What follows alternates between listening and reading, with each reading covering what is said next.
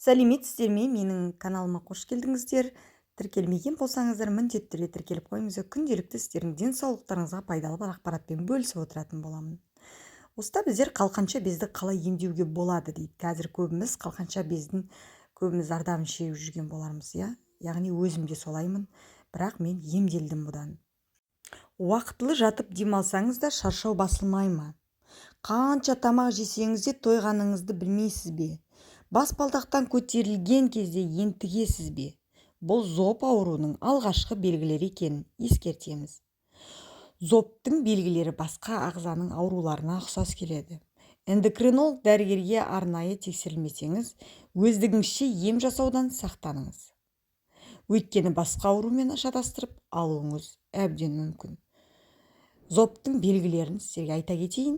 Тыныс алу қиындайды, күрсініп барып демаласыз, дауыс қарқылқандай өзгеріске ұшырайды, аяқ астынан булығып қаласыз, жөтелгіңіз келеді, жұтынған кезде ауырлық сезімі пайда болады, басыңыз айналады, ентігу пайда болады.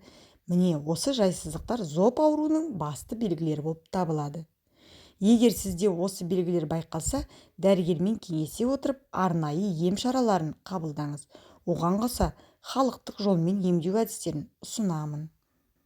2 данадан картоп керек болады, сәбіз, балдыр көкті немесе картоп, сәбіз бен қызылшаны алып, шырын сыққыштан өткізіңіз. Дайын болған 0,5 литр шырынды бір күнде ішіп таусылу керек. Емді 2 күнде 1 рет ішіп тұрсаңыз, зоб ауруынан түбегейлі айығасыз. Ескеріңіз, ем кезінде ет тағамдарын мүлде жемеңіздер. Мен өзім солай жасағасын, сіздерге де осыны айтып отырмын. Келесі ең пайдалысы теңіз қырыққабаты. Осыдан жасап көріңіздер.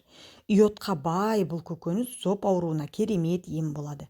Аурудан айығу үшін бір ас қасық теңіз қырыққабатына бірдей көлемде творог пен грек жаңғағын араластырыңыз. Оған 2 тіс сарымсақ, шымшым, тұз бен татымына қарай өсімдік майын қосасыз. Бәрін миксермен мұқият араластырыңыз. Дайын болған емдік қоспаны 3-4 ас қасықтан күніне 1 рет жейсіз. Келесі майлы қышқыл. Иод тапшылығының бірден бір емі омега қышқылы болады. Оны балық пен зығыр майынан аласыз. Ағзаны иодпен байытқыңыз келсе, күніне 1 рет 3-4 шай қасық зығыр майын ішіңіз. Татымы ұнамаса, аздап балмен араластыруға болады. Немесе 1 тілік қара нанға жағып жеңіз.